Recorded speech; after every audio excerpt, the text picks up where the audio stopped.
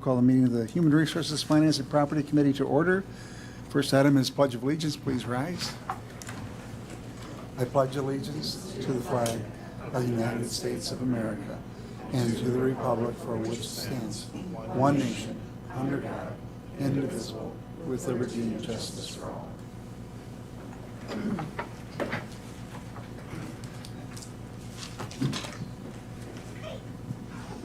I want to welcome our new members, Jason Scott. We are, Jake Lonahan, and we always argue over which is the busier committee and more important committee, but because you're here and we're all here, this is. I agree. So, he who is present decides the rules, right? So the first item is the minutes of the April 10th meeting, which were in your packet. And before we begin, please, for the new members and any other member, most of this committee has 2 or less years of experience on the county board. So there are no dumb questions, there are no poor questions, there are always good questions, because usually if you have a question, somebody else does as well. So please, we encourage you, if you don't understand, have a question, or would like additional clarification, please ask for it at any time. And if you think about it afterward, please contact any member of the committee or administration, and we'll get you that information. But it is really important that you understand and have context to our discussions, and because things are being thrown at you quickly, there will be a learning curve, and please stop us and ask for clarification. If we're using acronyms that you don't understand, please chastise us for using those acronyms, and we'll try to provide some clarity for. Oh, public comment. Anybody wish to make a public comment? Thank you. Now we will go to the minutes. What are your wishes? Supervisor Lemmer moves to approve. Is there a second? Seconded by, I'll go with Gail because she was here. Any discussion? If not, all those in favor will signify by saying aye. Aye. Opposed, no. That motion carries. Discussion and possible action. You received from Christy the claims in a separate email. Those are sent out, and I think she sent out the initial spreadsheet and then the Excel spreadsheet at a later date. Those come in, and we routinely will review those on a monthly basis and approve them. They're in your packet. They're somewhat lengthy. I send the PD out to everyone. I do have an Excel that I can freeze and send. I only send it to people that ask, because getting huge PDFs and huge Excel spreadsheets, but I can send it to anybody on the committee that would want the Excel as well. So if you have any questions, either in the committee or before when you're reviewing it, if you can just let me know, like the supplier dollar amount or the reference ID, those are the easiest ways for me to look things up. Are there any questions relative to the claims and cost? If not, a motion would be in order to accept. Moved by Supervisor Lemmer, seconded by, was that Cody a second? Seconded by Supervisor Hart. Any discussion? If not, all those in favor will signify by saying aye. Aye. Opposed, no. That motion carries. The next 3 items are grants, and when we get into the committee jurisdiction later, you'll find that we have responsibility for accepting grants in the context of the budget, and we'll cover that a little bit during the committee duties, but these will go from us to the county board. So Wayne. Thank you, Mr. Chair. You do have a number of grants in your packet. As Chair Robinson referenced, and I'll start with kind of a precursor to all 3 of them, your board rules, which we'll talk more about in detail later, call for you to be kind of the second level of review for each grant that is accepted outside of the budget process, because if a grant is accepted outside the budget process and adds additional revenue and expense to the county's annual budget, it has to go through the process for a budget amendment. The first step in that review is the Standing Committee of Jurisdiction. I should say the first step in the county board's review of that grant. Certainly staff have a significant amount of grant review initially, but the first step for the county board is the Standing Committee of Jurisdiction. Each of these grants have been reviewed by their appropriate Standing Committee of Jurisdiction, the first two, that Standing Committee being Health and Human Services, and the third being Public Safety. The resolutions are in your packet, giving you a high-level overview of the amount of the grant, the purpose of the grant, and providing for acceptance ultimately by the county board. I have Krista here from Social Services. If you have questions relative to either of the first two, and Chief Deputy Milhausen relative to the Sheriff's Office grant, but I'm not going to go through each of them in detail if you don't have questions. As I said, they were reviewed by the previous committees, but if you do want additional explanation, each are here. Would you like a clarification?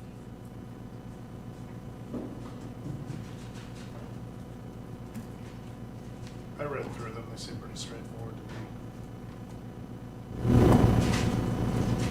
All right, what are your wishes? We'll take them up in order. The first one is a $20,000 grant from the Greenheck Foundation to Department of Social Services for the Family Keys program. I would move to accept the $20,000 grant for the Family Keys program. Is there a second? Second by Supervisor Reynolds. Any discussion? If not, all those in favor of accepting the grant will signify by saying aye. Aye. Opposed, no. That motion carries unanimously. Resolution to accept $3,000 grant funds from the United Way. Any questions on that? Again, their resolutions are pretty self-explanatory. Any questions? If not, a motion would be in order. Moved by Supervisor Lemmer. Is there a second? Seconded by Supervisor Poole. Any discussion? If not, all is in favor will signify by saying aye. Aye. Opposed, no. That motion carries. The third is acceptance of the dive team equipment grant through the Aligned Law Enforcement Response Team Program. That's a mouthful.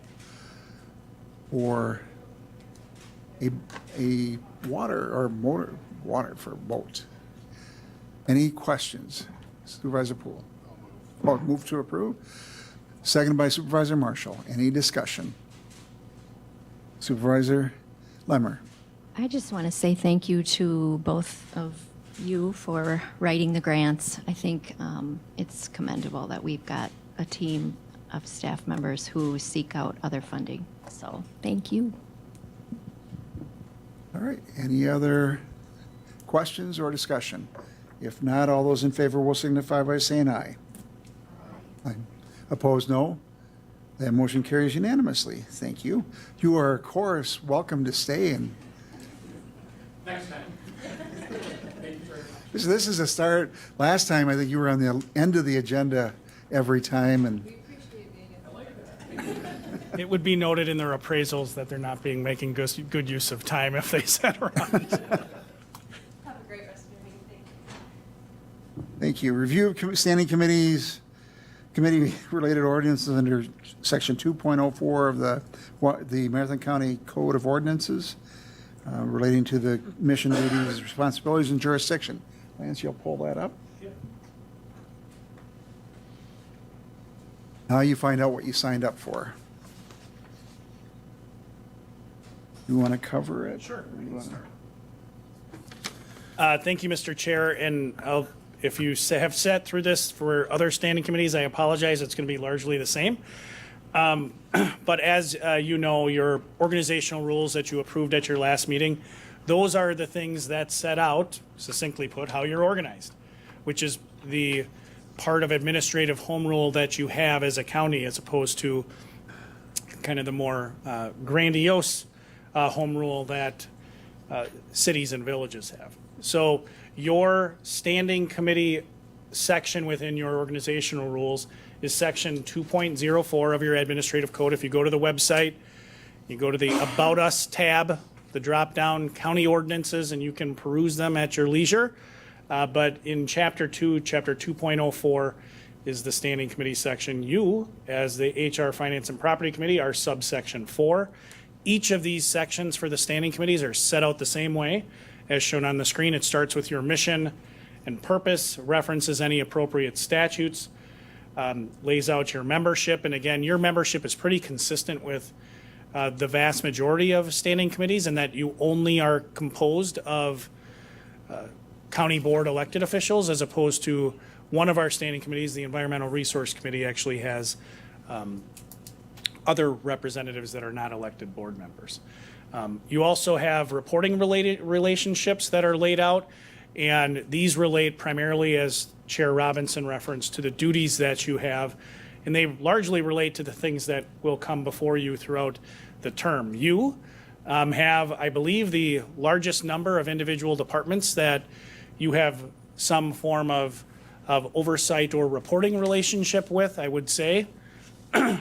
Excuse me. A number of them are elected department-led, elected officer-led, as opposed to appointed officer-led. And then the later section of your ordinance section talks about the duties and responsibilities. And this is, I surmise, where Chair Robinson wants to spend more of the time if you have questions or concerns. But as the HR, Finance, and Property Committee, your reach is quite wide. You, as was demonstrated before with the claims and question costs, a rather ministerial duty. It comes before you each month, but that is one of the duties of this department. You also have other ordinances that are incorporated essentially into your work, new positions and reclassifications, which are in section 4.20 of the ordinances. But by virtue of your rules, you have a step in that review process. It starts with staff, myself, and HR. If we support those new positions, it goes to a standing committee for review. But ultimately, before it goes to the full board, it has a stop here, required by ordinance. Similarly, with respect to the county's bonding or conduit bonding role that you have, if you look to Chapter 1, specifically 1.51, I believe, talks about some of the financial considerations, and I know there's discussion about amending that to be a bit more expansive, but the financial considerations the county should give, that is really exercised by this body. So you have a wide range of things that find themselves coming before you as the HR, Finance, and Property Committee. This predates me, but I recall several terms ago there were separate committees, and ultimately we combined the HR Committee and the Finance and Property Committee. I think there's logical sense in continuing that, of course, and this board did that. But you do have a relative wide breadth of things that come before you. The audit, which we're in the middle of right now, and of course budget are two of the largest things you do. The budget, of course, is probably the most, as we laid out in orientation, the most important policy document and policy action that the board takes throughout the year. And there's a lot of pieces within that budget development where HR, Finance, and Property kind of leads and provides direction to ultimately to staff in building that, and myself in building that budget. So that's from a high level kind of the things that you do. The other thing I would indicate, and Chair Robinson made some hard copies for everyone's review today, this is a larger part of a number of other standing committees have more of a role, but HR, Finance, you certainly do have a role within the strategic plan and the implementation of the strategic plan. So we have hard copies of the 2018 to 2022 strategic plan, as well as the updates, the 2022 update, or 2023, I should say, update to the strategic plan. This committee, you are not identified as the lead committee for any one objective. That said, you are a supporting committee for three of the three aspects of the strategic plan, and I can actually pull up the strategic plan on the website. If you ever don't have access to your hard copy and you want to do the same, you're able to do that. I'll pull up the 2023 and 2024 revision and extension. I won't go through how the document is organized, but if you do have any questions, please stop me.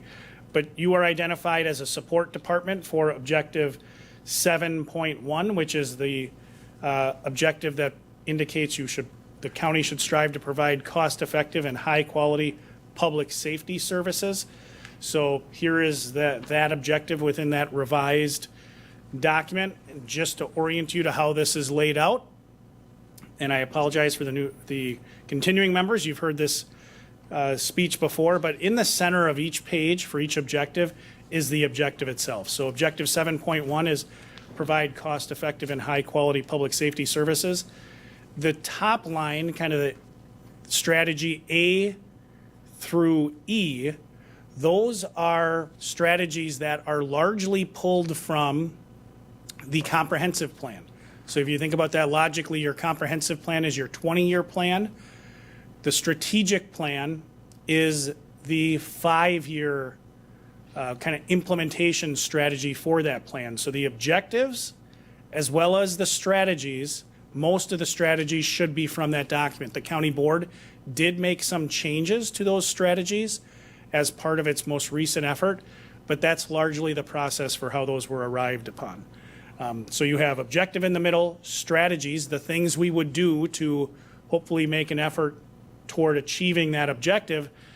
And then the outcome measures at the bottom, those are the things that you would expect to see, that the county board would expect to see if we were moving in the right direction relative to achieving the objective, because the objectives themselves are largely difficult to quantify, right?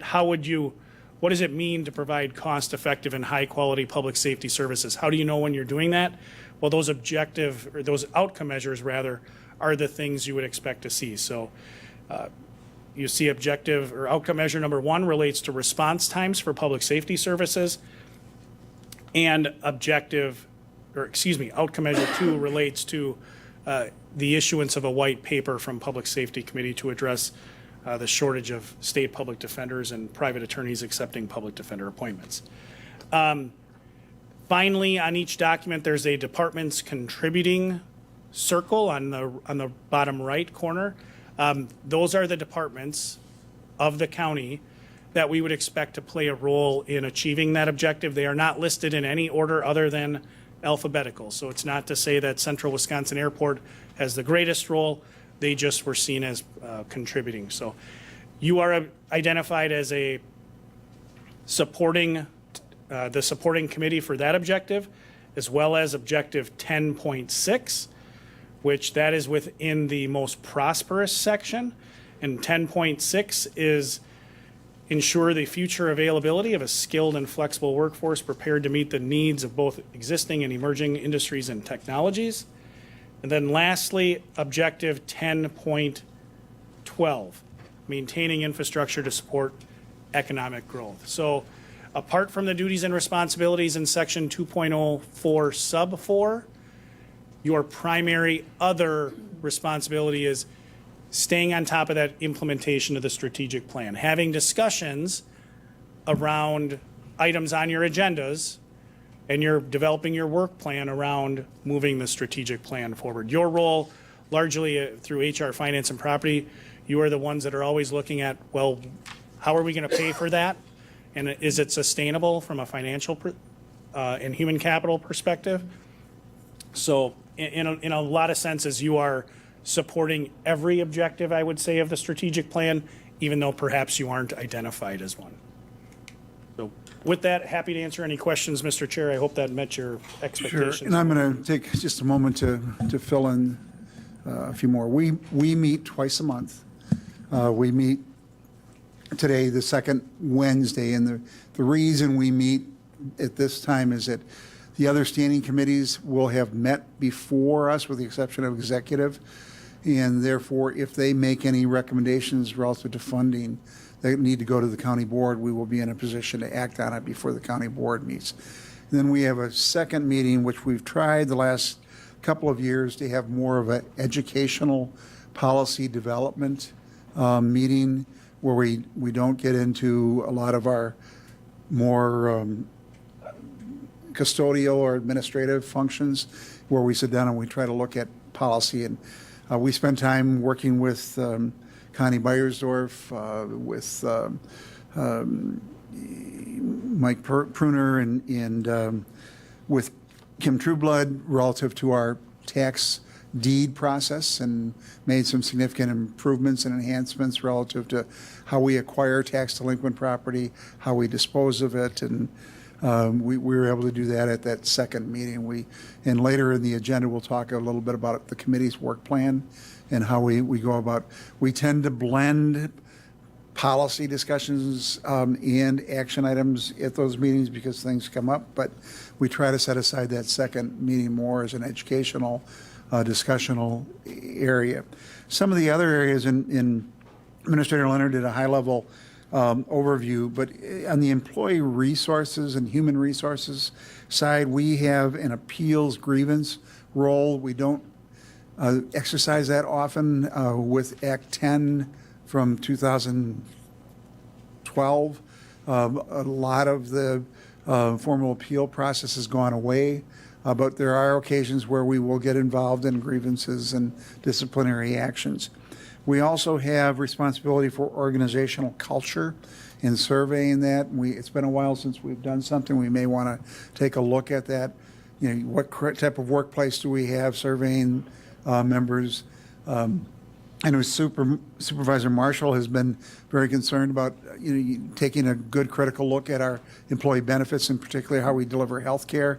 That falls within us, and we'll be spending some time this time looking at that, as well as our other insurance coverages. In terms of the property management, we're evaluating all of our holdings that we own to see should we own them, how do we dispose of them, et cetera. That will be there. We are the gatekeeper for the contingency fund. There's a contingency fund in the budget, and there are two components to the contingency fund. I think it's is it 800,000? Historically, it's been $700,000-800,000, but there's a $50,000 committee or $50,000 contingency fund that this committee can allocate without going to the county board. So if we have a emergency come up and we need to get money into it quickly, it can come to this committee and not go to the county board. Anything beyond that 50,000, it's a lump sum, so it's not a reoccurring, would need to go to the full county board for approval. And a lot of that's based upon statutes. If we're amending the budget and transferring funds, we need to take that to the county board. But we have a lot in front of us, and I look forward to working with you. We'll spend some time later on the agenda working. Well, do we want to talk a little bit about I guess this is a good time to talk about the budget process. In the context of the budget, we will have responsibility for accepting the administrator's budget, which will happen in September. But prior to then, we will need to recommend to the county board what are the priorities for the budget. Is it a no tax increase? Where are we relative to other things? What are the assumptions? What sort of inflationary rates might we have? All of those will be developed by this committee, taken to the county board. Last term, we tried to engage the committees, the standing committees, in the development of those priorities and assumptions. We will continue to do that. You had a schedule in the packet. We will need to tweak that. That was for the 2024 budget, which is in place. We'll need to adjust the timelines in there for the 2025 budget. This year, we have the benefit of we have the elections impact us, and because we're starting last year, we had already started the budget education process for members, but we were waiting for the state legislature to adopt the biennial budget. This year, we are waiting for the new members to be basically installed, and then we have a biennial budget, so we have a little bit more certainty for next calendar year. The state's fiscal year is July 1 through June 30th, and ours is January 1st through December 31st. But we'll have the advantage of knowing what we're receiving from the state going forward. So we'll spend some time on that. Yeah, I think just to elaborate a little bit on what Chair Robinson said with respect to the scheduling of the meetings, which just to give an example of the role this committee has exercised a fair amount actually over the last term, was if a proposal did come from a standing committee, just for example, the Central Wisconsin Airport brought forward a proposal to access some grant funds where the county needed to have, both Marathon and Portage needed to have grant matching funds, which is very common. And the proposal that came out of the Infrastructure Committee was, I believe, to utilize American Rescue Plan Act funds for those. Ultimately, this committee said, we understand your intent is to, have these grant matching funds. You proposed a different source. And I believe you switched that ultimately when it went to the county board. That's relatively common. And again, I think a good illustrative example of the role this committee plays. The calendar for the budget calendar, Chair Robinson asked that be included in the packet. It is from last term. I will work with Christy. We've already had a meeting to revise some of those dates based on the statutory requirements of when to publish, or when, to adopt a budget, when your meetings are scheduled, and when we could conceivably get that published. So we'll bring back a draft, Mr. Chair, for your next meeting. And also a bit of an education plan for the county board. We did a very substantial education plan last term, and I know I included the videos, links to the videos in the original orientation for this term. But we'll come back with a bit more of a potential education update for you at the next meeting. The other thing I think, just to build on what Chair Robinson referenced, where I think you will see this coming forward, your focus last term on identifying potential properties that could be redeveloped or that the county could look to divest itself of. I already do know that we have 3, I've received tentative offers to purchase on 3 parcels, so those will be hopefully coming back in some sort of final proposal for this committee at your next meeting. I'll work to arrange for those individuals or entities that have reached out, which is a good thing. Again, to get those properties off of the county's kind of owned list that are not absolutely necessary to continue. So with that, again, happy to answer any questions about your jurisdiction, duties, responsibilities, and kind of what you have done over the last term and how that relates to what you might see moving forward. Supervisor Marshall, I would look to you. Anything you want to add as the vice chair? Or Supervisor Lemmer or Hart? If we're talking about what things for this future term, No, just more or less the responsibilities of the committee. We will get into the work plan okay, later, but then I have nothing to add. Thank you. Mine's more of a question. I don't know if it's to add, but when I look at this, you answered a couple of my questions on some of our duties. But number 5 is to monitor and oversee all county financial matters. And I guess I want to just talk about how to do that, because I feel like we need to have financials and we haven't had those. So now's an appropriate time probably to talk about what that is. Yeah, one of the long-standing challenges, I know certainly predated me in administration, is not having a readily available manner to do budget to actual updates. And I met with Christy, was that last week or this week, Christy, we met? I can't remember. Just to talk about, we have made some headway with our workday and adaptive budget loading.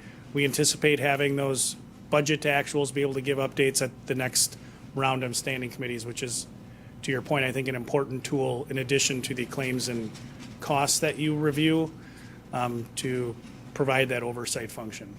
But again, your audit, you will have an audit presentation from our auditor. Feel free to ask any questions during that audit presentation. I think that's a very clear way for this committee under sub 5, like you said. It's not limited not only to bills, but audit reports. Our investments are handled. We have an outside entity that we work closely with. Connie and Christy work closely with if you have investment questions. Insurance, as was referenced before, if we're talking about insurance for property insurance, we can give you informational presentations. Bonding we reference, contingency funds, tax deed, and disposition of property. Those are all things that if you want additional information, happy to give them. I don't know if that answers your question. We have a lot fewer when you talk about contract labor negotiation. With Act 10, essentially we're just doing contract negotiation with our law enforcement, our deputies union.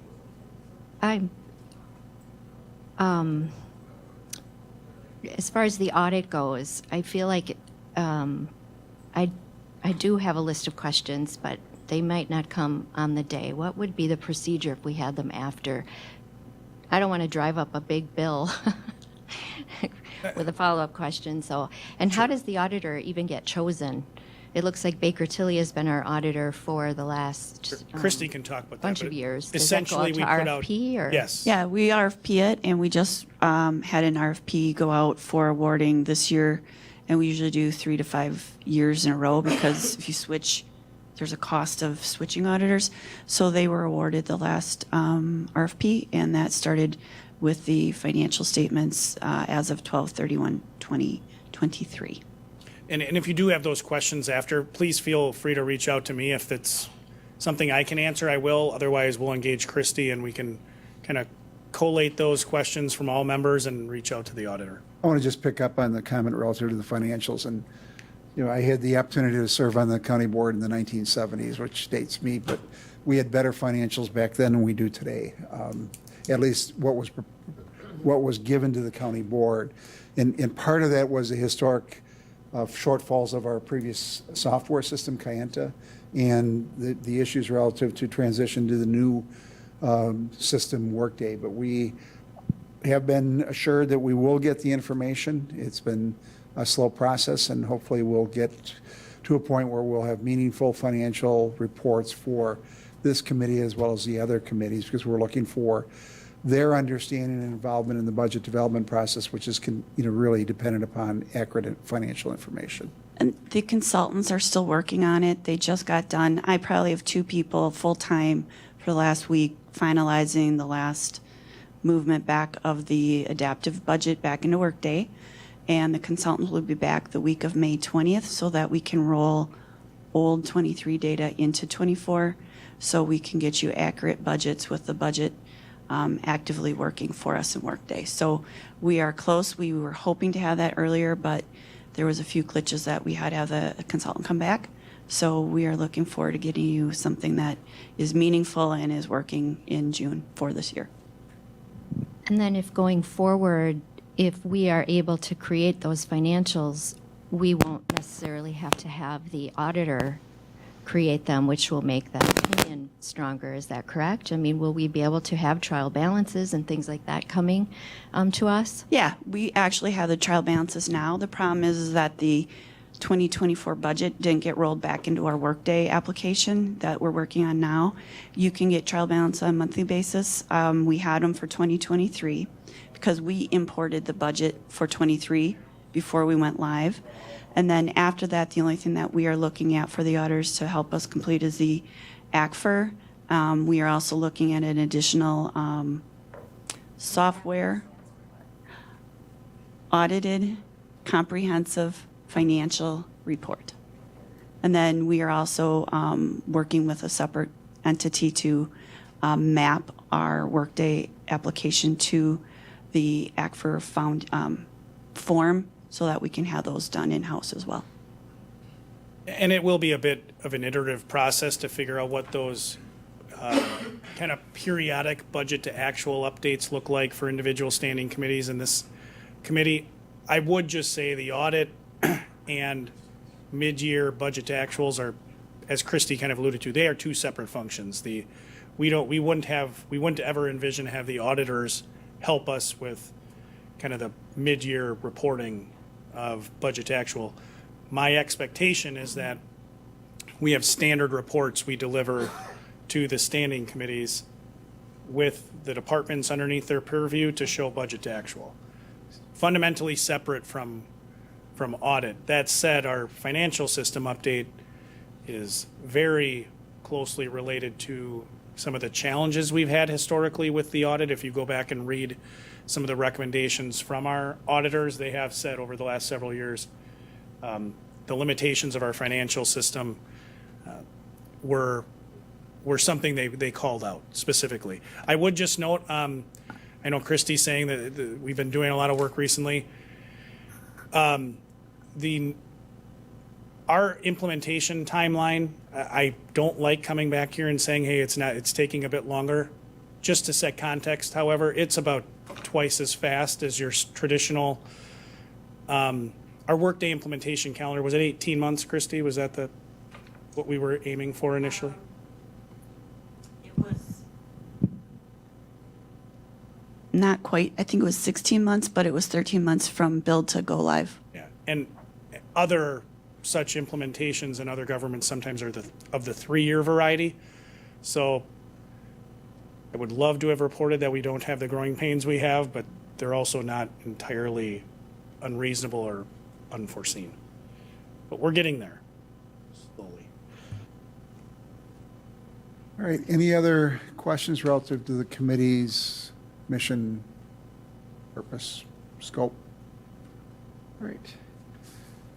Then we'll move on to the departments and entities that appear before the committee, and others a reporting relationship.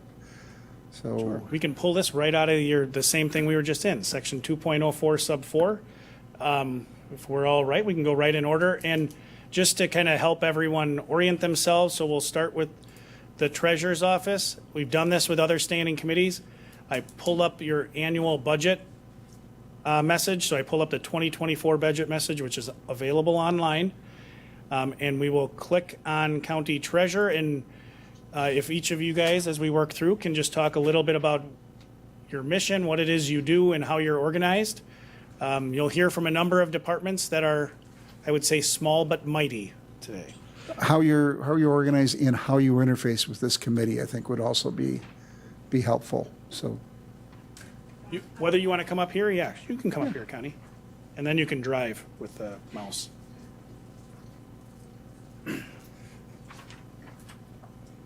thank you. Hi, everybody. My name is Connie Beiersdorf. I am your current county treasurer. We do a lot of things in our treasurer's office. One of the biggest things is we're cash management, and we do investing of the county funds. We work really close with the state of Wisconsin.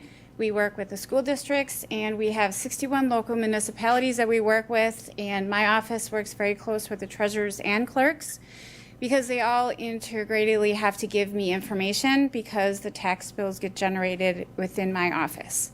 So then when those tax bills are generated, they go to the municipal treasurers, and then from there, they mail them out to their residents. And as our county stands, they collect the first installments, and then the second installments come to the county.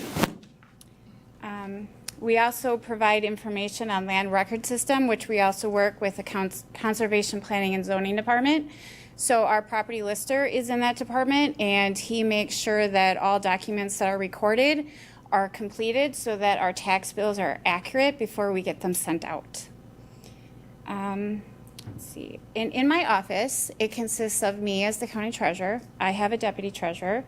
I have an administrative specialist, and I also have a part-time student currently helping us. So she comes in when she can, and she has been with us for the last 2 years, and I am proud to say that she has grown in her position, and she's going to school for accounting. So she's going to be leaving us in July, so I will miss her.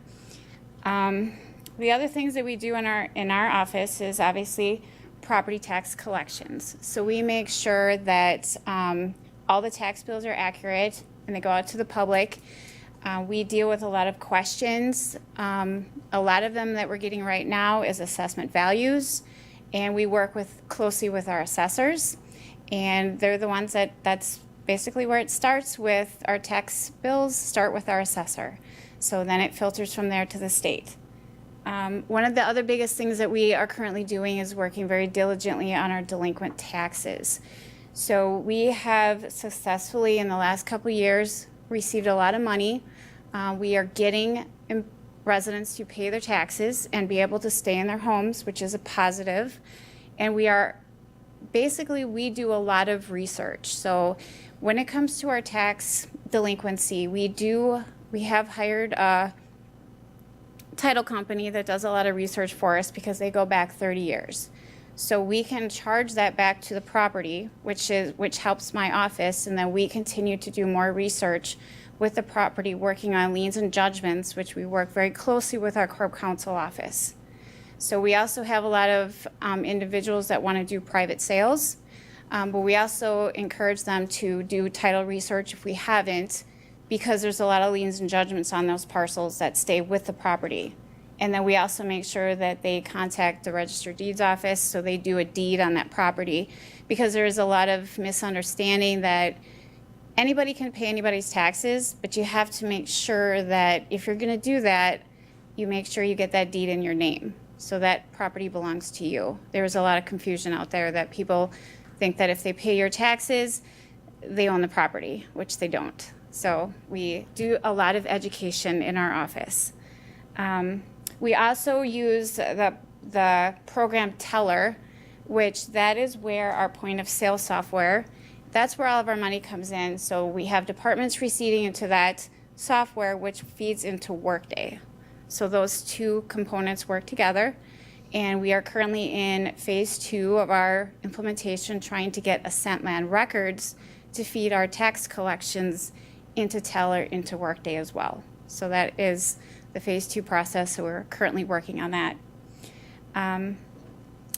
So basically, that's what we do in our office. And we're not just tax collections. We are kind of considered the bankers. We're investors. We also work with unclaimed funds. We post those every other year, and then they come to us and we look through them. We have to make sure that when you have unclaimed funds and you're claiming them, that you identify who you are, and then we send them to finance and they assist us with making those payments to them. But we do have to save those for 10 years. So we also work with the budget. We work very closely with the finance department, and we also assist with the audit process. And again, we also educate the public on their taxes and lottery credits. Anybody have any questions? Connie, can you talk about your role in buying the tax rolls, or the tax? We basically hold other communities harmless. We buy the tax roll.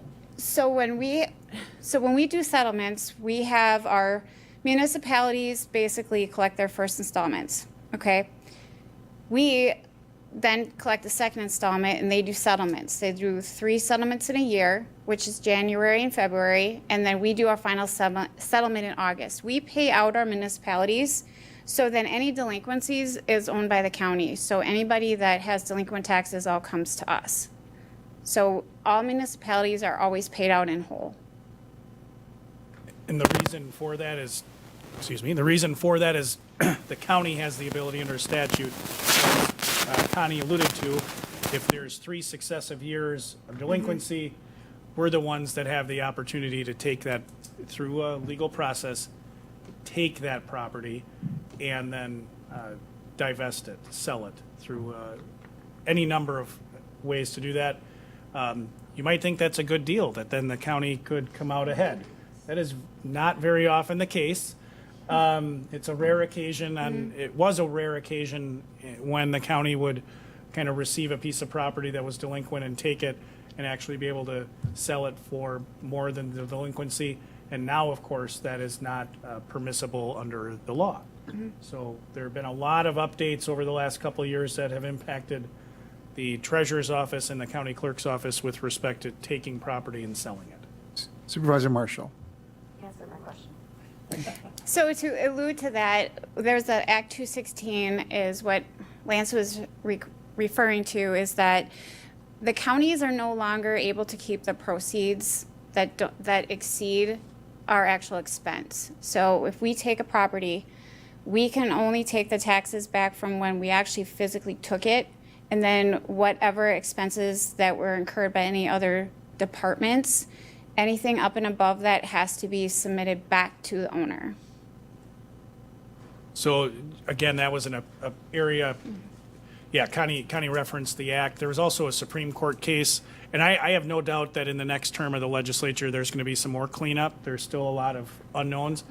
But like Connie referenced, it's much more incumbent upon us to better track our expenses with these properties than it was historically, because before, whatever we sold it for, we were able to keep. Now, we're only able to keep what we essentially have into the property in terms of delinquent taxes and expense. So a lot of changes in this area as a result of a Supreme Court case out of Minnesota that went to the U.S. Supreme Court. Tyler v. Hennepin County, I believe, is the case name, and then Wisconsin's Act 216 that sought to make changes in accordance with that. So the tax delinquent process was a big area before this committee over the last term. Any other questions? Thank you.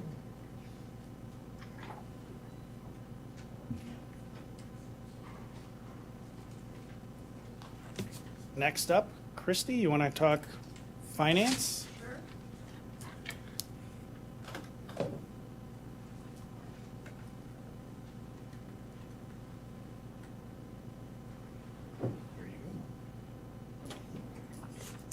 Hi. I spoke a lot today, but I'd introduce myself. I'm Christy Palmer with the Finance Department. Lance assigned us to talk for 5 minutes about our department, so I think I need a bigger piece of paper than I put up here, so it might be a little shorter than that. We talked a little bit already. Finance Department works very closely with many of the departments here. We do the financial reporting for the county. We work with the Treasurer's Office on cash management and debt management. We do all the payroll processing, filing of the taxes, filing of the statutory reports. We do accounts payable, supplier and vendor management, and accounts receivable, payroll, accounts payable, receivable, general ledger, and most important and most fun thing that we do is we work with the county administration on the budget, the annual budget. I know that you want to know if this is the most important committee. It is the funnest committee you guys will be on because we do numbers, and that's great. But we work really closely with most departments. One of the best things that we have is we get to interact with quite a bit of different people of all different levels of the county, and also learn quite a bit about what all the departments do. So when you are here and you're on your other committees, you'll be able to learn a lot about things that you may or may not have known a lot about. Please ask questions, and you will certainly find out just how many different things we do. We have our health department, which works with you at birth. We have our medical director who works with you at death. So we are a full-service county and do things all the way in between. Do you have any questions? I want you to define fun. Numbers are fun, so it's good. And then we get to learn about all the departments and what they do too. So One thing within the budget message, you'll see that we implemented a couple of years ago a process where we do the highlights of the current year and then looking ahead to 2024. One of the big things we need to do, Christy and I talk about it a fair amount, is the idea of moving toward a centralized finance department. We have a lot of departments and we have a lot of finance people who like numbers, in individual departments that help them do their budgets and handle some of the things Christy referenced. We need to move to a centralized finance. That's an operational thing for me and Christy and our teams to figure out, but that is not going to be a small task. So you'll hear us talk about that a fair amount.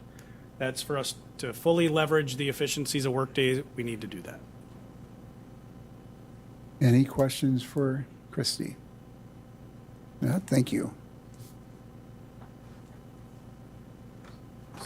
Mike, or Dan is up next, the Corp Counsel. All right, Corporation Counsel's Office.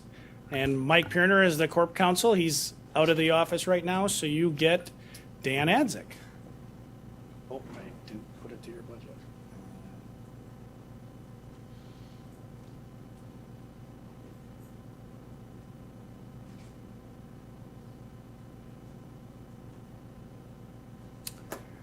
All right, so I'm going to talk about the Corporation Counsel's Office. We're one of those smaller departments, but we work very closely with pretty much all other departments and as well as the board. And so most of you know who Mike is. If you don't, you should definitely take some time to get familiar with him. He's going to be a great resource. He's a great resource for the county, and he's a great resource for all of you board members. So what does Corporation Counsel's Office do? So we are pretty much the legal suite for the county, and we do all of the county's general legal matters. That will involve anything from Mike being the parliamentarian for the board of directors and advising the board with respect to matters such as, public records, open meetings, agenda items, or Robert's rules, anything like that.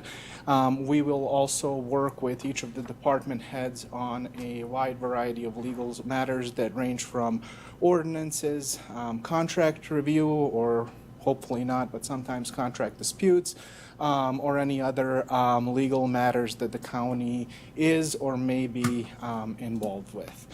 In addition to that, the county also has certain statutory duties that it must carry out, and a lot of those are carried out by the Corp Counsel's Office, and those primarily are involuntary commitments under Chapter 51, guardianships and protective placement, and then children in need of protective services and TPR. So that's all handled in our office.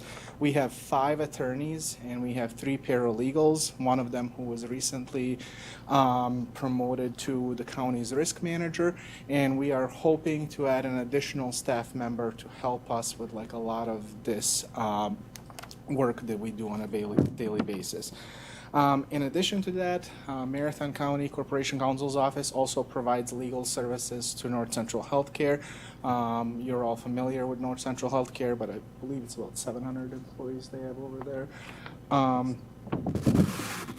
And like I said, most of the legal matters that the county deals with is done through our office. The only time that we are involved, but we are not taking the lead on any case or matter, would be such as workers' comp or certain insurance-related matters where our insurer would actually be tasked with providing outside counsel.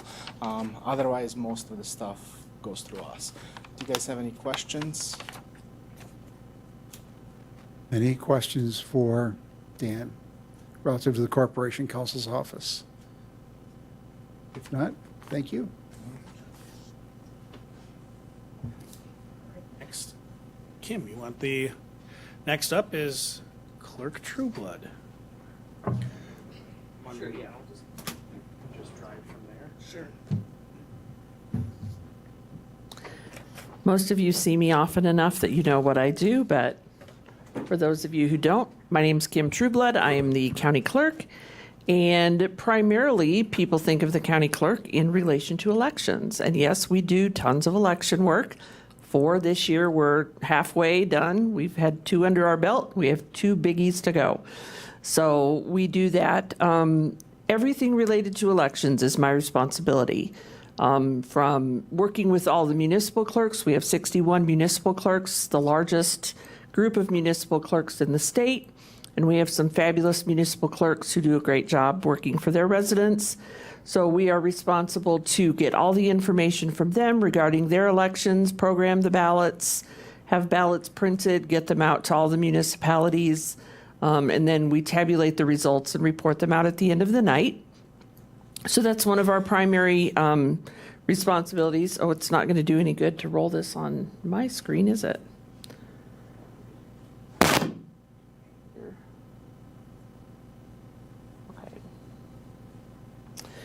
We also do passports. We issue passports. We're one of the agencies here in the county that issues passports. We have the distinction of being the only agency that does not require an appointment, so people can just walk in and get their passports taken care of with us. Last year, we issued 1,313 passports, so I don't know if that's a lucky number or an unlucky number when you put two 13s together. But we do have a great deal of revenue that we generate as a result of doing passports, because the U.S. Department of State requires that we collect $35 from every one of those applications, and that is revenue for our office. We also assist people in putting together renewal application packets. Most places don't even help people get those put together, because when you renew a passport, you just mail it off on your own. You don't actually have to come see a person to do that. So we help with that as well. We issue marriage licenses. The state statute requires that everyone who gets married in the state of Wisconsin has to obtain a marriage license, and then state statute prescribes that process, what documents they have to provide. So we do that, and we issue marriage licenses to people. So we have usually happy times in our offices. People are either going on vacation or they're getting married. So we enjoy doing that. Some other things that we do, we delegate the dog licenses to all the municipal treasurers so that they can issue those to their residents. We do tax cutting permits. If someone wants to cut on their land, they have to get a permit to cut the timber. We issue those permits, and we work with the DNR to do that.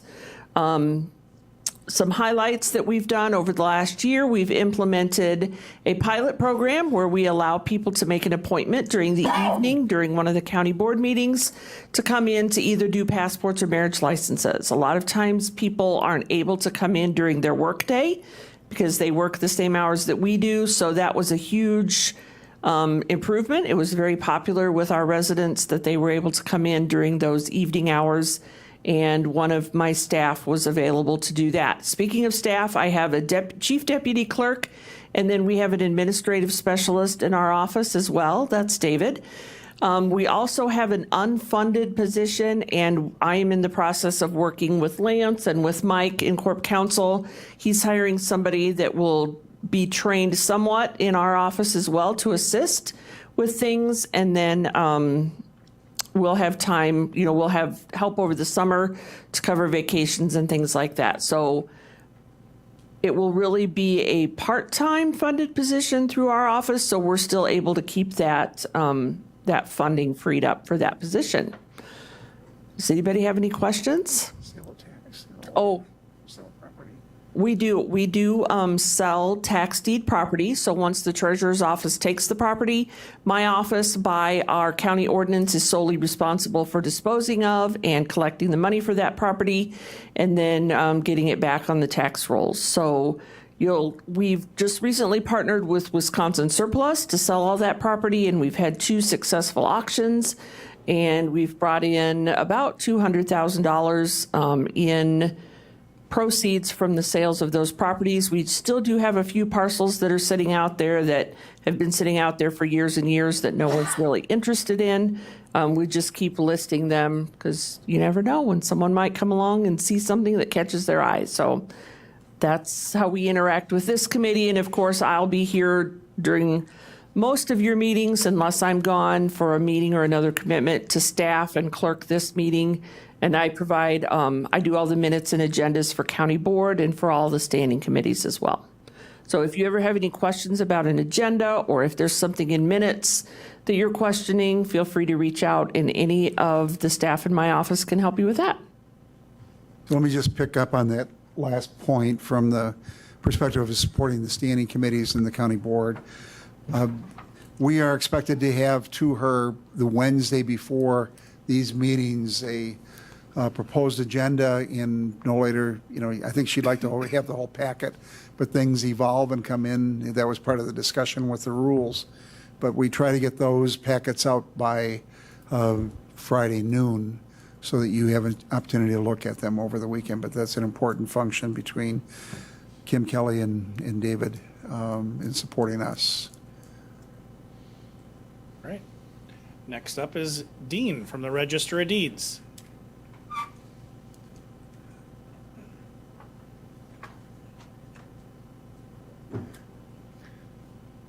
Hi, or Register of Deans, if you prefer. I'm Dean Stratz, and I am the Register of Deeds for Marathon County. The Register of Deeds is a state-mandated office that records vital records, so birth, death, and marriage, and a wide variety of real estate transactions, and veterans' discharges. We archive, maintain, index, and provide access to records by state law. In performing this work, we also collect money that funds the Wisconsin Land Information Program, which seeks to provide the continued modernization of land records in Marathon County. We're a small office. There's myself as register. I have my chief deputy, and right now we have one administrative specialist due to another vacancy that we have to fill. That's coming Monday. We'll have two. We will remain at two. We've left one position open and funded, but not filled. We're the central location for vital records. Vital Records Division maintains, issues copies of certificates of death, birth, and marriage, along with domestic partnerships and divorce certificates. We can provide records for anywhere throughout the state, depending on the date of the event.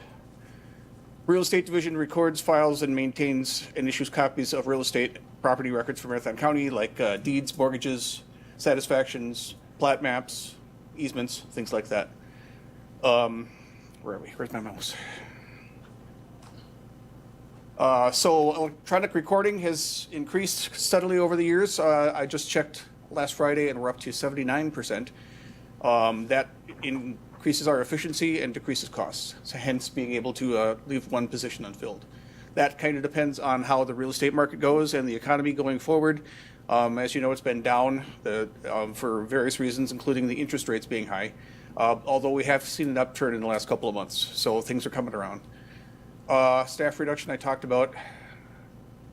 Electronic recording continues to increase, and we're looking forward to some software upgrades pretty soon.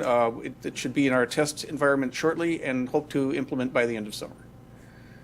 Looking forward, there is some state statutes that passed that's going to change the amount of money coming in.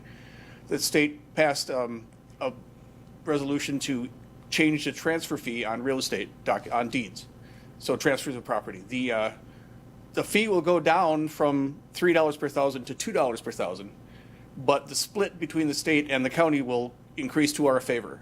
So in 2025, the fee goes down to $2 per thousand, but the split goes from 80-20, with the county getting 20%, to 70-30, which is a complete wash. When you take the dollar difference and the increase in percentage, it's a wash. Going forward in the following years, it'll go to 40% for the county and then 50% for the county. So it is an increase overall in 3 years. So we've got that to look forward to. Any questions? The what? Oh, the state also passed legislation to shield the personal information of judges and their families. That we would do along with many other departments upon request. We don't have to go out and look for judges and their families and figure it out ourselves. We wait until it's requested of us. And our software is all set to shield documents like that with a simple keystroke. So it's just a matter of how many requests we get and how quickly they come. So, yeah. Thank you. Any questions? Thank you. All right, next up, Chris, you want to talk facilities and capital management?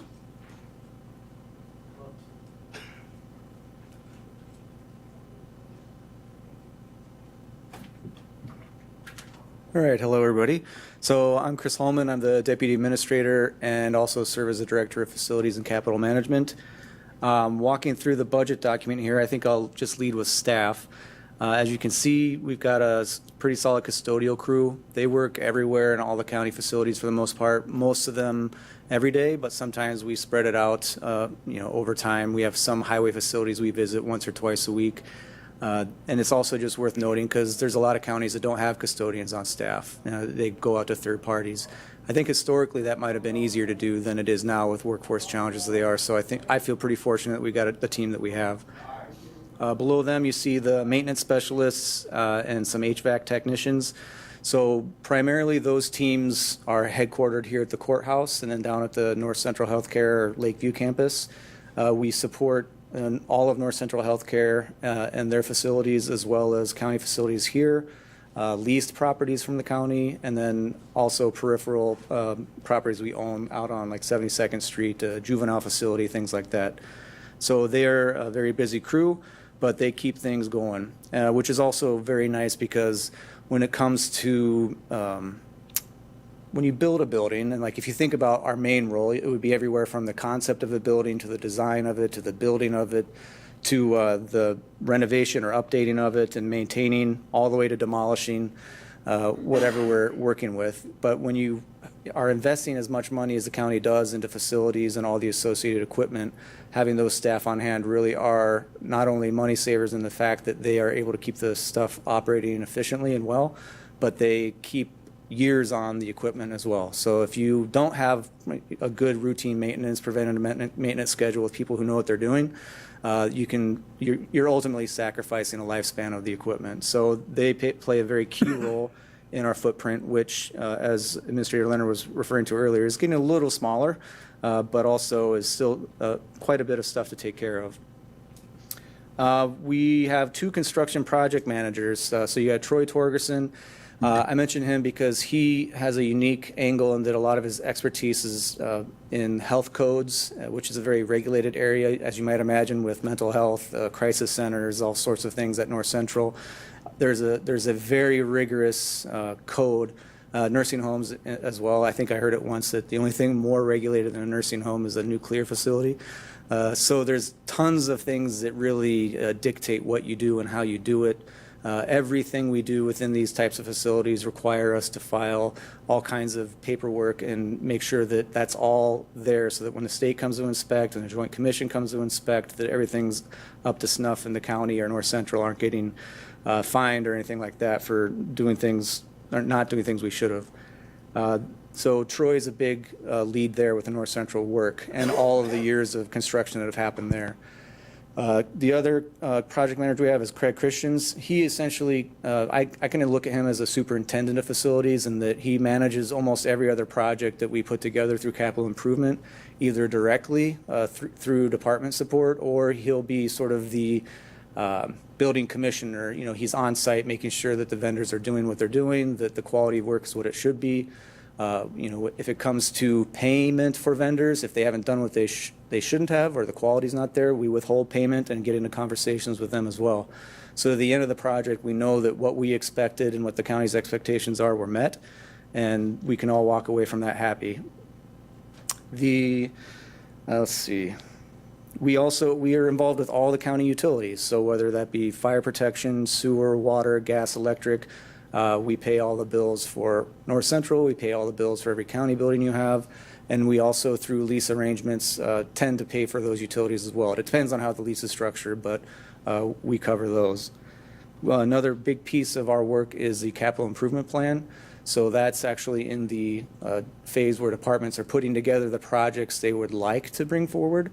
So they'll be submitting those to us in the next couple of weeks. And we as a team go through each of those requests, essentially, and score them against a variety of metrics with a real focus from our department perspective anyway on need. So those are always the ones that lead the conversation when we bring that reviewed package to Administrator Leonard and say, from our perspective, these things are needs, they're at end of life, they're equipment replacements, things like that, that really, you know, the county should try to find a way to do it, because if you don't, then you're just deferring the maintenance or deferring the replacement. And those types of things happen, and sometimes those decisions are made, but there's also consequences to that as well, and that's fine. Whatever the decisions are, we'll make the best of it, but we always bring that forward and make sure that everybody understands the implications of, okay, if we do it this way or that way. Also, sometimes there's project questions from the board or a committee that help shape what we do. Maybe there's a question we hadn't thought of somehow, and you know, there's been a couple instances of that. Which actually changed the way we approach something. And so it's a good team effort in that regard. Then, once we've got that through that process with the administrator, that eventually is rolling into the budget, kind of concurrent to all the other work. But it doesn't ultimately get adopted until the budget is adopted as well. But it's obviously a key component of that. We historically have, there's a 5-year planning approach for a CIP document, and then you have your annual capital budget. There's been a variety of approaches in the last few years. We've been working on some new tweaks and putting together sort of a CIP handbook, if you will, to kind of describe what we do and how we do it and what you do and how you do it. I think Administrator Leonard has a couple ideas. I know that Christy and the IT have also been looking at vendors to see if there's some other software approaches that might take all the data we collect and then have that transmit through the software to create a document that better illustrates what you're seeing. You got the numbers, which are more straightforward, but sometimes when you talk about a boiler or an air handler or some type of replacement, it's not everybody knows what that looks like, or not everybody knows what it looks like now and then how it looks like in the end. So I think that when we get to the point of being able to shine a better light on all that, you'll get a better sense of the progress and the changes that you're investing in. On the second page here, at the top, we've got the Lakeview Drive campus. So we did complete the remodel of that last year. The Social Services Department is moved down there from their old location on Thomas Street, and the Lakeview Conference Center is there as well. So the Conference Center is another thing that I manage with Cindy, one of our administrative specialists, and that's been getting more and more traction locally and regionally for people coming in to use the facility. So that's a big boon for the county and departments. Same for North Central and some of the agencies we all work with. But it also helps to inform the way we approach certain construction projects within the vicinity. So where historically you might say Department X needs a video teleconferencing center so they can have a meeting. Now, if you're within a 5-minute walk or 3-minute walk or closer, why would we build that into a plan when you can just make the walk and use a facility? It's a nice one for people to use. So the largest event we've had in there so far is the county's annual training day. I think we had approximately 300 people through there, and then all the breakout rooms. So there's, I think, 5 official breakout rooms, including the IT room, which is where employee training and orientation takes place. And then there's 2 or 3 other peripheral rooms that would be considered part of the center, but aren't always used as such. Then the courthouse complex, this is more of a historical thing. People who were here last year will certainly remember the roof work we did. I wouldn't say it was quiet, but sound coming through the ceiling is a lot better than water coming through the ceiling. So that was important work to get done. There's 3 roofs remaining. You'll see those on the 5-year plan when it gets to you. Same thing with some HVAC improvements. There's some things they did historically that, when you approach it with a more modern lens, we would do differently. So we've been kind of chipping away at some of those. This year we've been doing some upgrades down in the DA's office. And then last year we also did all the exterior envelope on the courthouse to bring that up to speed, all your caulking and tuck pointing, things like this. The UWSP campus, so if you didn't know, the county does own all of the buildings there. So we have a lease with UW System that's 70 years old. It's old. So the buildings are old as well, as and some of the equipment. So we've been working much more closely with the team over there. They've got 2 to 3, depending on the time of year, and their staffing on their maintenance team. So we work very directly with them in our department and carry a maintenance budget for them to tap into, as the UW does pay all of its utilities and they pay the staff for their outside of the county. But when it comes to maintaining the boilers, air handlers, things like that, they'll do the work historically. The thing we've changed most recently is we worked through the network system to bring all of those HVAC infrastructure pieces, I guess you could say, onto our building automated system, where historically it wasn't. There would be like a gap in communication and trying to figure out, well, what did you see and what's going on? Now our guys can pull it up on their phone or their computer and see what's happening in that building and determine whether or not it needs an immediate response or something just to visit. We've also made some modifications to some of the older equipment there to extend the life and manage the chemistry within the water, things like this. As far as energy efficiency, we do have a small budget where we've been doing some LED changes for lighting. There was a Department of Energy grant the county received, and that's going to move towards a full LED retrofit for the courthouse, the jail, the juvenile facility, and a couple other buildings. So that ultimately will be energy savings. It's a real low-hanging fruit, if you will, and easy to accomplish for our staff. Unplanned repairs, these obviously happen all the time, but I will say that as we pick up the slack that's historically been there from deferred maintenance, the pace of them is not as often. But certainly what is an emergency can vary depending on somebody's perspective, but we do get multiple calls each day. And we have a facility, it's called Facility Due to Work Order system, that there's at least one person in each department who has access, who can say, hey, here's a problem, here's the priority we think it's at. And then each day we go through and prioritize them and send our staff out to resolve the issue. We've also been expanding our work relationship with the Highway Department and Parks, which includes working together on projects, but also sharing equipment, and then also kind of wanting to bring each of those departments together to get all of the sort of planning and the approach and the lens with which we look at our buildings and our projects and current facilities on the same page. Because each department brings a particular lens, and I think we need to fold them all together to leverage everybody's expertise. So that's been working very well. We've been doing that with the Eastgate Hall remodel project, which is a very nice, that's going to be done soon, and that's, we'll get down there someday and check it out. But as an older historical building, it was built somewhat awkwardly, I guess, compared to modern standards. It's been a very interesting project to renovate, but it's a beautiful space that gets used quite a bit. Let's see, the Lakeview Drive campus, this is essentially, I could summarize it by saying that the A&B complex where North Central Healthcare's outpatient clinic and HR, admin, finance, and community treatment used to be, is being updated and renovated so that some county departments can move to that location, primarily the ones on River Drive, but also some from the courthouse, which will help consolidate the county's footprint and also provide some synergies between the services that are offered by each department. So when you have veterans and ADRC and social services and others all in the same spot, now people aren't having to bounce around town to get services. They can come to that campus location and just walk down the hall and get what they need. I already mentioned CIP process enhancements, so that's work in progress.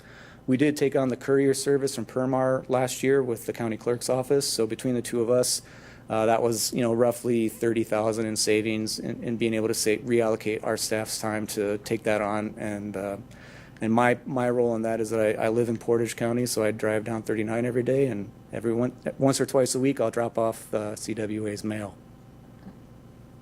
I'll stop there, but if you have any questions, happy to answer them. Any questions? Scott?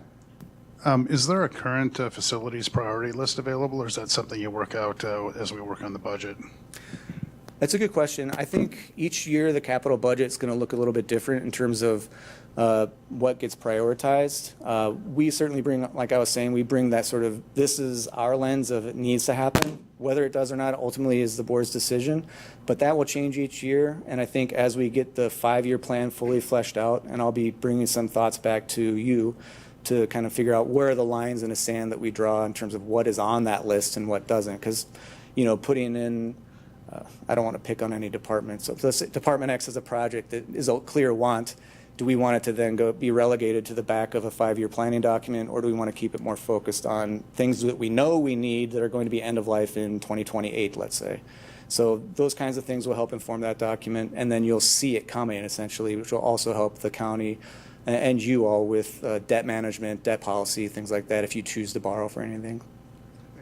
Supervisor Poole, one of the things that we used to have a formal capital improvement process in a committee that would look at each of the projects and rank them, and we kind of ignored the ranking. And so it was a process without an end product. It came to the county board and we looked at what the funding is. What we're trying to do now is to get into that scheduled, look out 2, 3, 4, 5 years, what projects might be coming up so we can look at it in the context of bonding authority, budget authority, and fund balance. We'll spend some time talking about our fund balance policy and funding capital improvement projects at a future meeting, but we typically take $2022 to pay for the 2000 excess fund balance dollars that aren't committed to the 2024 capital improvement projects as a funding source. Thank you, Mr. Chair. Just one thing to add that I think supplements what Chris and Chair Robinson were referencing with the 5-year capital plan. One of the projects on my work plan is the generation of what we're calling a master facilities plan, which is really encompasses all the things Chris was talking about. You know, what is our plan with the courthouse? Like just laying out, you know, this is a building we're not leaving, right? Similarly, our Lakeview campus, we're not leaving that. We're actually consolidating departments from other footprints into that, for example, River Drive. So I gave a presentation a number of months ago that kind of high level gave an overview of our major facilities and kind of what the future for each looks like.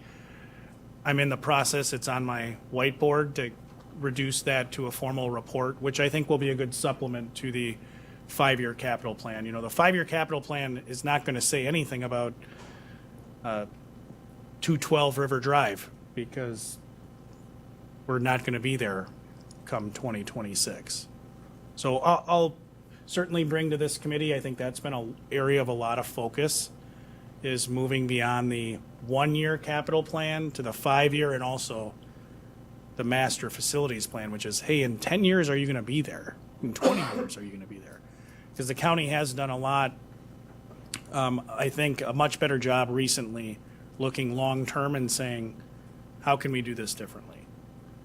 You do have some big projects that are still out there. The largest one is probably the continued discussion about relocating the highway department off of West Street, but I'll continue to work on that master facilities document. Supervisor Lemmer.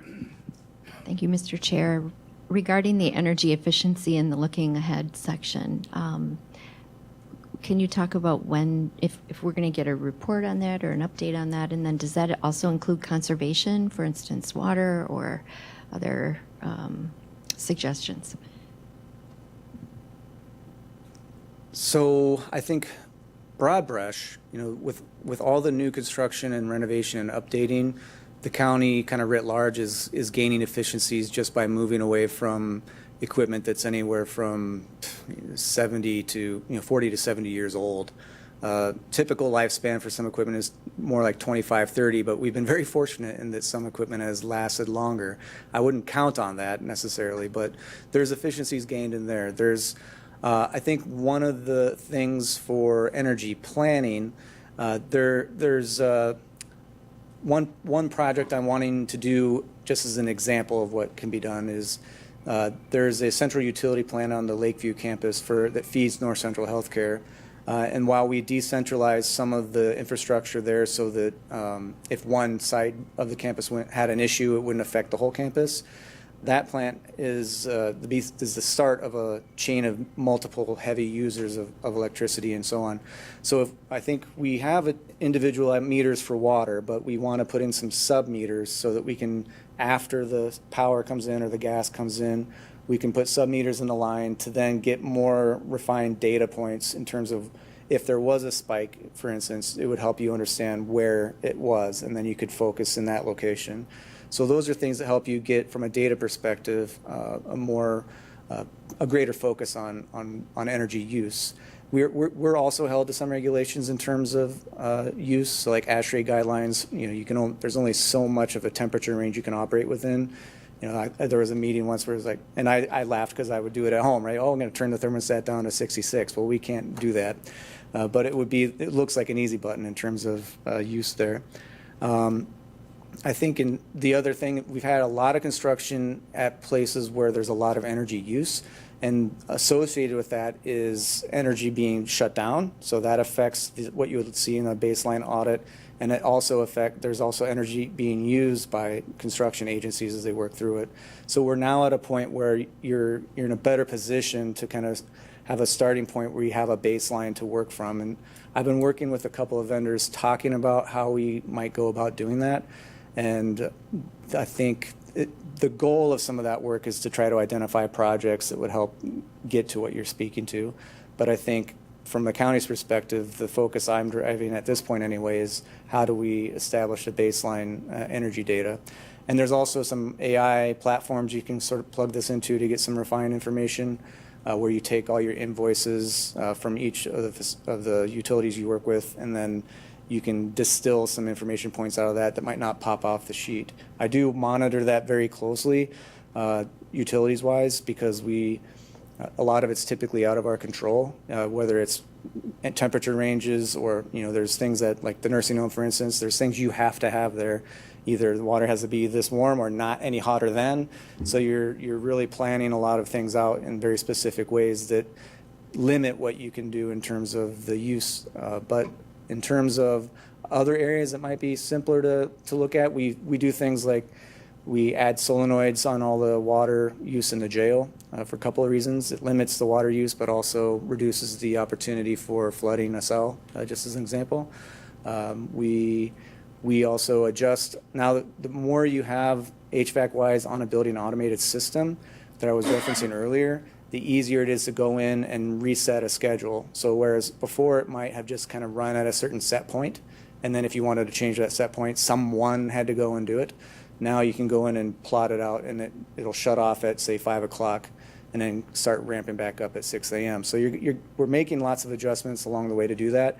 Every project we do, we consult Focus on Energy for rebates on equipment and approaches that way to find savings.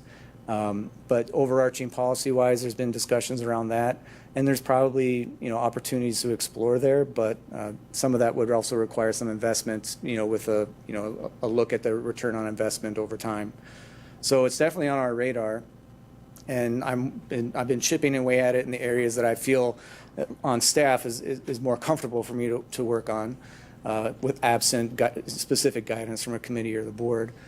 But even within that realm, we've been able to do a lot. So it's not a ton of specific detail to answer your question, but yes, it's something we do work on a lot. Other questions? If not, I'm sure we'll be engaging with you quite a bit over the next few months. Thank you. Thanks.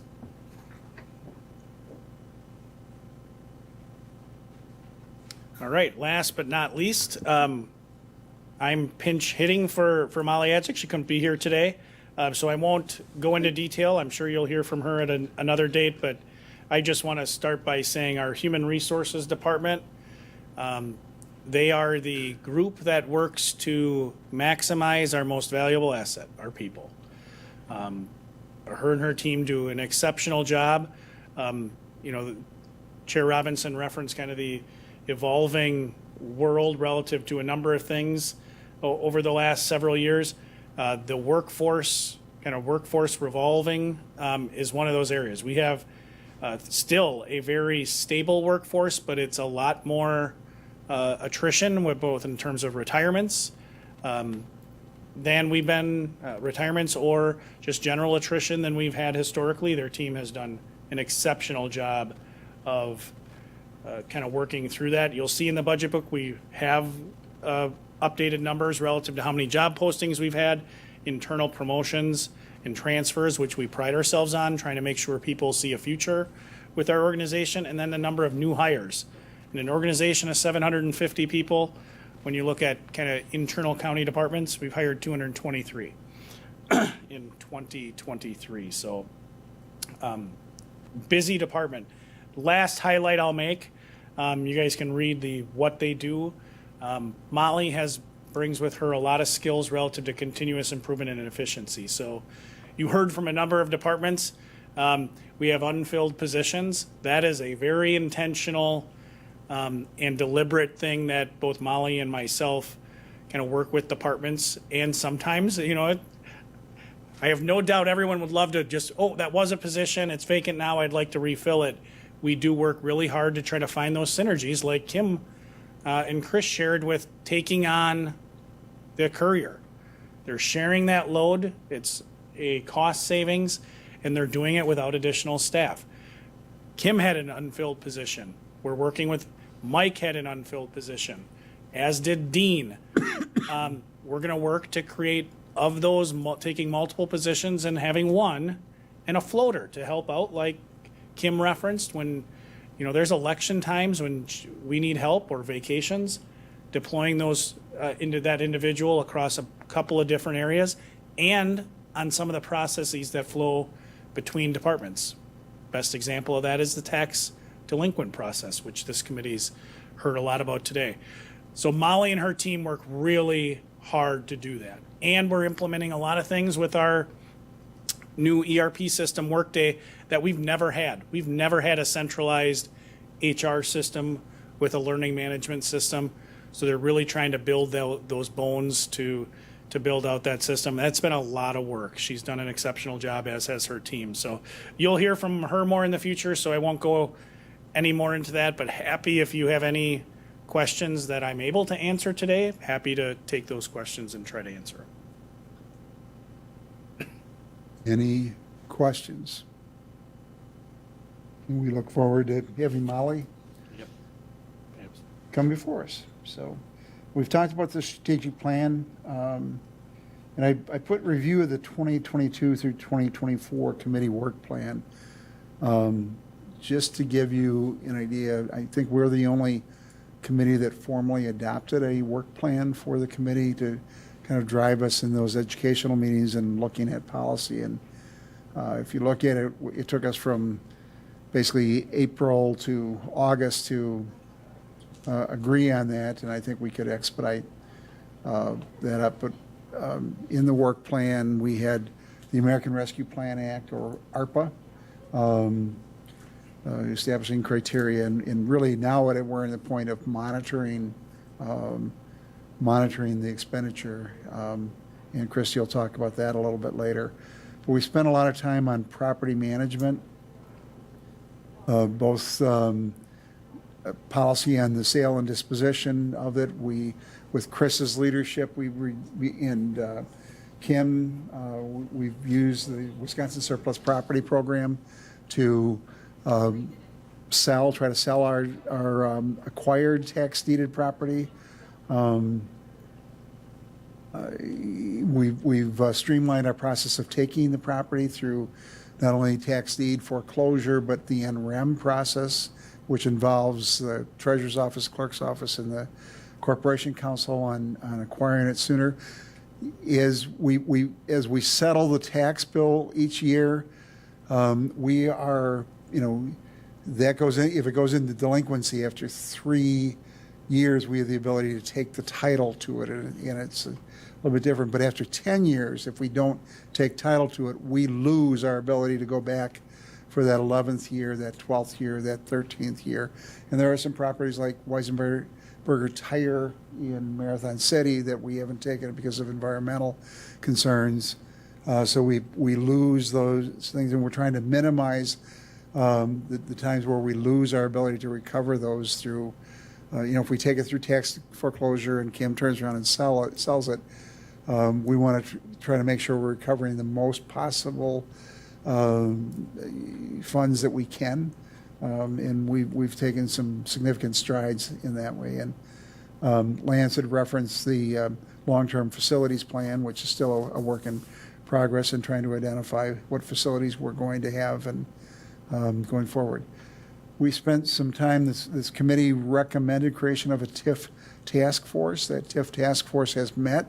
They have yet to provide the county board with a final report, which will be coming up at some meeting. But looking at, under tax increment financing, you basically freeze the value of the land at the base level, and all the growth goes to pay for infrastructure and associated costs with developing that property. And Supervisor Marshall's had concerns, Supervisor Lemmer's had concerns in the past. I think we have a better understanding of potential roles for the county, educational opportunities, and potentially changing laws, and that report will be coming in. In terms of cultural competence, prior to 3 years ago, we had a diversity affairs committee, and that committee looked at how do we address diversity and cultural competence. That committee was abolished, and each of the standing committees was given certain functions that were used to be within the purview of the Diversity Affairs Committee. This committee was asked at looking at the promoting cultural competence for the county employment policies and the design and delivery of the services. We didn't do a lot last year. I think there's some more that we can do, but there's a changing workforce, there's a tighter workforce, we've had a very difficult time hiring jailers. At one time, we had a 17% vacancy rate in the county. I think we just need to be a little bit better in trying to not only recruit, but sometimes through internships and other programs, maybe develop the talent that we need within the county. And that's one of the things that I think we'll need to look at a little bit more carefully as a committee going forward, just making sure we can get the best possible people in the employment of the county, and we can retain them once we've hired them and give them the opportunity to advance. So that was our work plan from last year. And I know Supervisor Marshall has put forth the fact that she'd like to have us play a more active role in looking at the benefit design relative to health insurance. I think this is where you want to cue in. We're looking at where we're going to go, what the committee should spend time on next year. We'll continue to have that ARPA monitoring responsibility. And what we'll do is we'll put all these tasks together. And what we did last time was we asked you, the committee members, to rank them, and that developed our work plan. So we'll capture the ideas, give them back to you, give you the ability to rank them 1 through whatever, and then we'll look at what the top ranked projects are, and that's where we'll spend our committee time. So Supervisor Marshall, you would. Thank you. If we had input on processes or work plan for next year, I would also, I know Administrator Leonard and I had talked about procurement professional. As under ordinance 3.05B, it talks about that between $25,000 and $80,000 of services or goods that the department will try to get bids from 3 different sources. But currently, each department head is their own purchasing agent. So if we have 2 departments who, say, are purchasing $20,000 worth of goods, they don't know that the other department is purchasing that, and we're not really using probably our economies of scale to maybe get a better deal, as well as the ordinance doesn't apply because it's under the 25,000. So I just think that having one person who can be a purchasing professional or procurement professional is something we should look at. Okay. Other thoughts? And we want to introduce it today. We'll ask again at a future meeting for what you might want us to take a look at, but obviously benefit design and other things will be one of those. I don't know if there will be a lot of work that will come out of the tax increment financing report for this committee. It might be for executive and others, but we can look at that. The issue of energy efficiency has been one we've talked about in the past, taking advantage of the 30% tax credits on investments in certain type of energy delivery mechanisms. Supervisor Lemmer. Thank you, Mr. Chair. Where are we at with the conduit borrowing? Is that something appropriate to put on this work plan, or is that moved along far enough that it's just on a roll and it's still rolling? I think the question was posed to me, multiple people looking in my direction, so I'll try to answer. I think there's certainly an opportunity for amendment of your ordinance. I believe it was at this committee and executive, we did have some discussion, and I reflected upon it and tried to put together some food for thought, I'll say, relative to amendments to that. So certainly on the ordinance section, I think that's a perfect topic to have discussion about. If it's more project related, your question, we can put that on an agenda for perhaps an informational update or maybe a memo I could draft to the full board, because I'm sure a number of people have questions about kind of where each of these projects kind of in process relative to conduit bonding. Hope that answers the question. I think that raises a broader issue. If you look at the code under section 1.51, it deals with the number of policies relative to debt, uses of debt, leveraging of debt, capitalized interest, debt limits, but conduit borrowing is in there. And we still haven't, I don't think, finally resolved the whole issue of fund balance policy. We had a presentation I think that that might be something we would want to put on as well.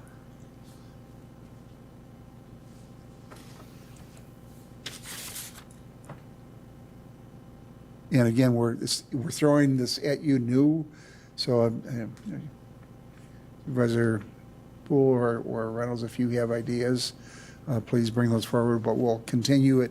We'll continue the discussion for a couple of meetings, and then we'll rank, and you'll have a better idea and flavor of what we're doing. We put the schedule in there for the budget. The budget is obviously a very significant work product of this committee, and again, the priorities, the assumptions, and then the actual development of the budget. The administrator introduces it, he turns it over to us. It's then no longer his document, it becomes the county board's document. And in moving it forward, how we work with other committees and how we get their input and developing that budget is important. So we will obviously spend time, but that's part of our core duty. If there are other items, please let me know, like Supervisor Marshall will know as a vice chair, and we'll continue to build that list and then give you an opportunity to prioritize them.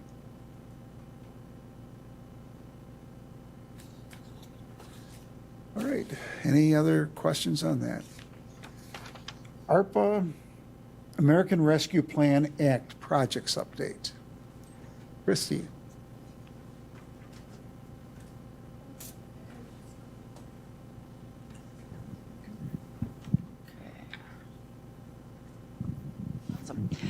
I had a great idea from Supervisor Marshall to organize it by complete, in process, or not started. So we took the report and sorted it then by the status of each of the reports, so that worked out great. So what you're seeing right now is just the total number of projects that we have, and then we are putting the budget and the total amount of the project cost already as of April 30th of this year. And then we sort them by complete. There's a few of them that are completed. Most of them are in process. And you can see what the amount of budget that's still needing to be spent or is remaining, and that's in the column to the right-hand side. And then as you can see, there's quite a few that have not been started. Most of those, you'll see them start with a 24. We are now coding all of our projects. You'll see it in the CIP process. We code them with a project number, so those are all 2024 projects. Then the other one that has not been started are broadband items. There is one in the in-process account that says hire broadband service provider for $57,000. We have hired the person. She is working with the broadband project, but there are two grants. One is called a BEAD grant, so we are using that grant first to pay for her wages. That's around $18,000. Once that grant has been used up, and she's working on that with, I believe the company is called Serenity, and they are the ones that are the subrecipient of that grant. Once that has been used up, then we will go ahead and pay her her wages and benefits with the ARPA grant. And I believe that person that is a project manager on that sunsets at the end of the year. So even though it says 0, we know that they're in process because we're going to use up the BEAD grant first. And that's where we're at. One thing that is very critical, and there was just a webinar that we had today, the U.S. Treasury continues to evolve its procedures and policies in regards to ARPA reporting.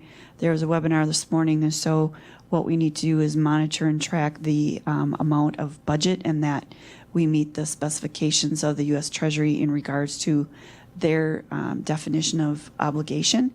And it doesn't just mean that the county has obligated the adopted budget, but that there's contracts, memorandums of understanding, or other qualified reporting vehicles of which the U.S. Treasury believes are acceptable to continue to have obligated projects And if there's any questions, So our total was 26.3 million that we have to encumber by December 31st of 2024, and the funds have to be expended by December 31st of 2026. So you will be seeing this list on a regular basis. and there will also need to be action by this committee and the county board. As I said just on a webinar this morning, as of November of 2023, there was new recommendations or interim, they call them interim reports with a FAQ that has also come out. And so they are defining what they feel is obligated to meet their criteria, and it is not actually the same as being encumbered by us. So we will continue to make sure that those projects are obligated per the federal government. They call it the SLFRF fund. But so we'll just continue to update you, make sure that we're trying to make sure that these meet their criteria of obligation. There will be no final report from them on what that means, but these FAQs are really what they're saying are their definition of obligation. So we will use this information as part of the 2025 budget planning process, and I'll just draw your attention to the resolution supporting applications for PSC for broadband expansion of the last item, 495,100. Those were for county match for Frontier and or Spectrum for service to Western and Southwestern Marathon County. Neither of them received the grant from the PSC, therefore there is no match. So that money will then be available for other projects. So we want to make sure that we keep updating the list as as we learn more about the projects, so we don't get caught without obligating or encumbering the funds by the end of the year. So that will be our role as a committee. When we started the ARPA process, this committee went out to Edgar and Hatley and had a public meeting here where we sought input from the residents of the county relative to how that money should be spent. One of the top items was broadband expansion. And there were a number of other things, but there was a report based on that. And we've chosen to look at, we can't use it for ongoing obligation or commitments because when it's gone, it's gone. So we've been looking at how we can fund some of the capital projects and other things such as the Forensic Science Center and others. So look for more, and that will be a reoccurring agenda item for us. With any questions relative to ARPA? I like this format. I do too, yeah. Great. Update on sales tax revenue. All right, thank you, Mr. Chair. And I don't have anything in your packet today, but we will, I think it's in there now? Okay. I will show you two things then. I will show you where it is, and thank you very much, Kim. So this is a document that essentially distills down information, and I think we can put this in as a recurring update as we get it from PMA, which is a vendor that a lot of counties use for a whole variety of functions, but it distills down the information that is all publicly available from the Department of Revenue page. So if you want to look to see how we compare statewide, you can go to the Department of Revenue and search for county sales tax distributions. Actually, the information from PMA, Professional Management Authority, I think is the acronym there, is a little bit more updated. It's a little bit more prompt, but there's a little bit of a lag on the Department of Revenue page. But you can look on the Department of Revenue page for all counties. You can see how we compare. You can compare, let's see, monthly sales tax, and we can do all counties. You can look to see how Marathon County compares by month. So there's a lot of information there. I'm just going to show you in our packet a couple of big takeaways relative to sales tax. You'll recall from the budget presentation and the videos that you would have watched that were referenced in orientation, sales tax is a significant revenue area for Marathon County. I believe 69 of the county, 68 or 69, have accepted the permissible sales tax that's allowed in the state of Wisconsin. Marathon County is one. You'll see our receipts going back to 2021. And just for context, why what we budget through our budget process and what our actuals are important. Based on our fund balance policies and our capital improvement policies that the chair referenced, any amount that is received above and beyond what we budget in the year following the audit goes into our capital improvement fund. So essentially, we are certainly trying to forecast appropriately, but our process through the foresight of the board for a great many years has allowed us to conservatively forecast those dollars, but then be able to take any additional dollars to mitigate the need to use bonding as a way to fund capital.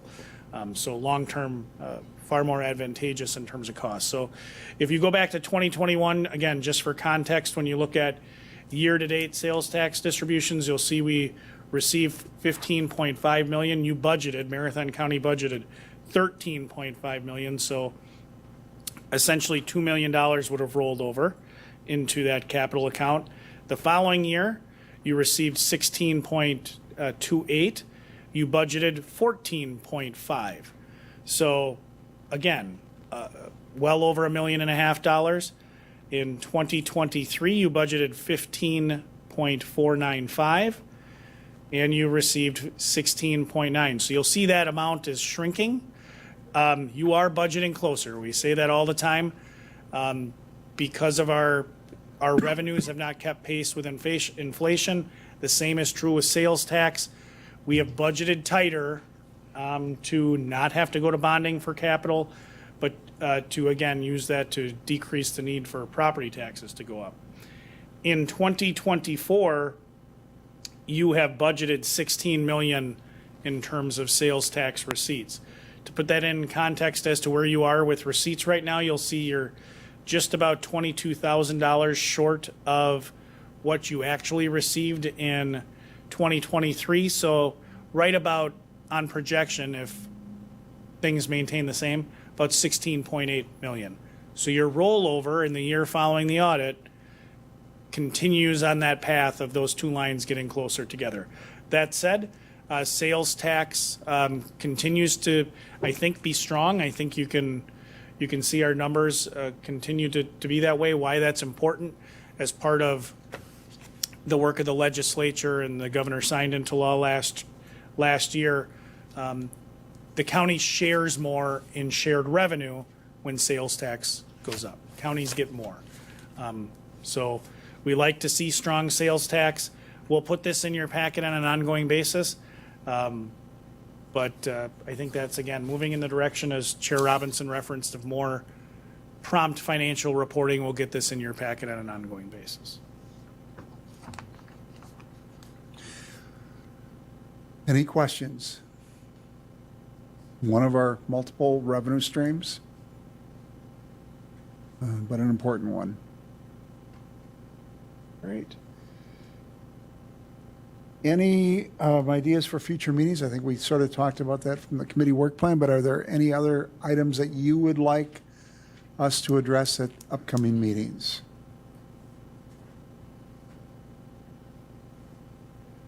Anything that might be helpful to you?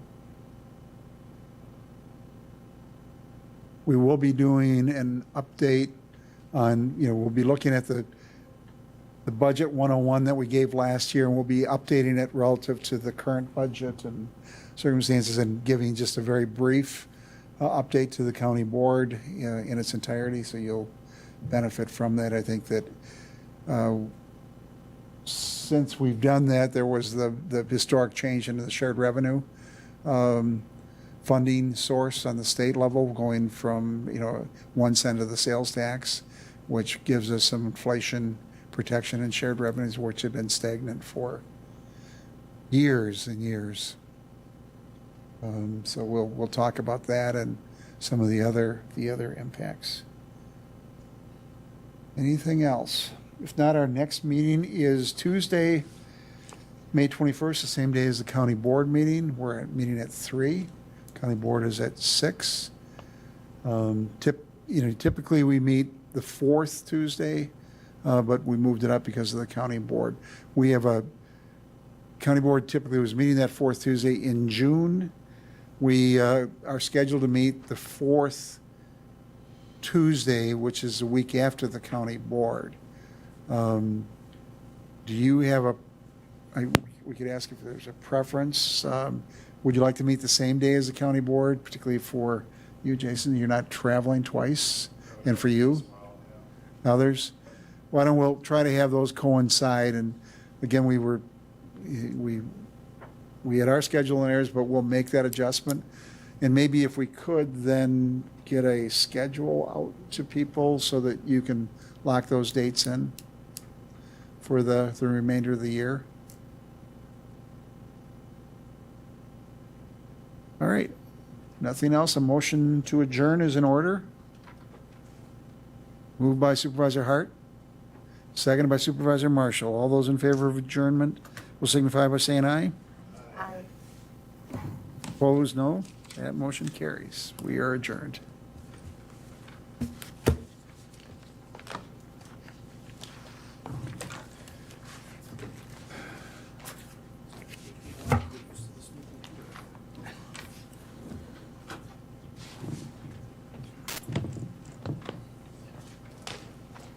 That was the February 7th meeting that they talked about fund balance, and then Chris gave an overview of all our county buildings. Okay, look at that.